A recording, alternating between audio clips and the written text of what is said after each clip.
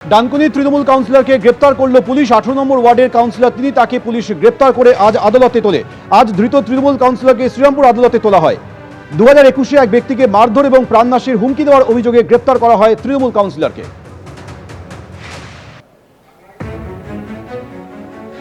Dankuni Trinamool councillor সূর্য দে গ্রেপ্তার। ডানকুনি পুরসভার 18 নম্বর ওয়ার্ডের কাউন্সিলর সূর্য দেকে পুলিশ গ্রেপ্তার করে।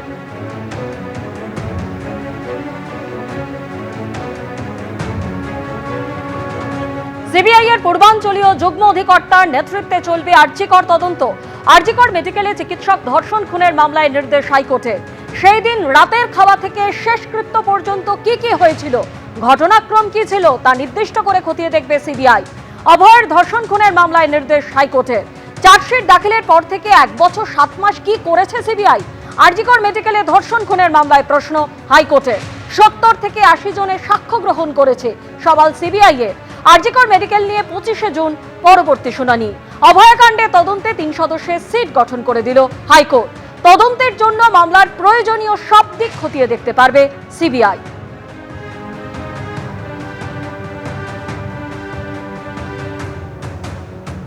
ক্রীড়ামন্ত্রীর কড়া বার্তার পরই জবরদখল মুক্ত রবীন্দ্র সরোবর স্টেডিয়াম।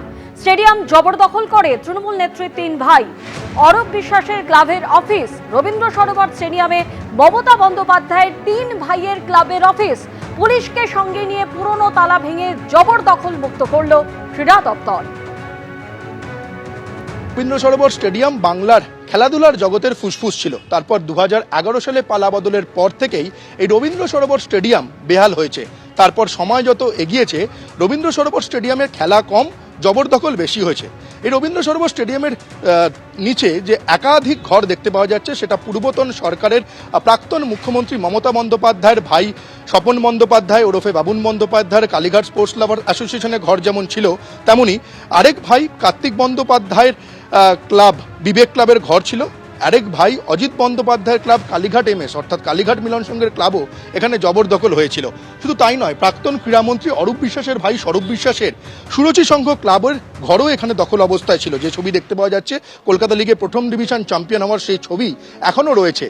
ছবি এখানে থাকলেও ঘর দখলমুক্ত হয়ে গেছে। আজ এখানে যে একাধিক যে ঘরগুলো, সেই ঘরগুলোর তালা ভেঙে নতুন তালা লাগিয়ে দেওয়া হয়েছে।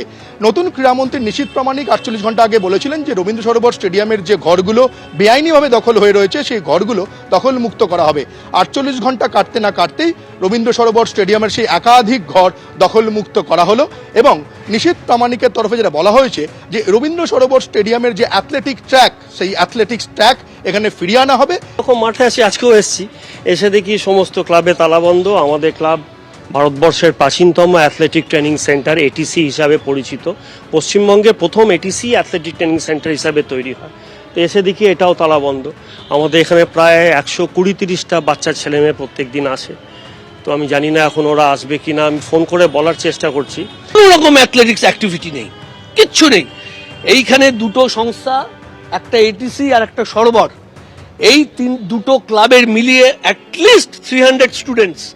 ওই বাইরের মাঠে ধুলো, কি ধুলো, কল্পনার বাইরে, এত ধুলো। ওই ধুলোর মধ্যে ছেলেমেয়েরা প্র্যাকটিস করেছে। আর মানে যদি এটা মেজার করার কিছু থাকতো তাহলে দেখতো যে লাংসে এত এত ধুলো। যারা প্র্যাকটিস করেছে, যারা করিয়েছে, তাদের এত এত ধুলো যদি মেজার করার কিছু থাকতো দেখতে পেত। এখানে থাকলেও ঘর দখলমুক্ত হয়ে গেছে। আজ এখানে যে একাধিক যে ঘরগুলো, সেই ঘরগুলোর তালা ভেঙে নতুন তালা লাগিয়ে দেওয়া হয়েছে।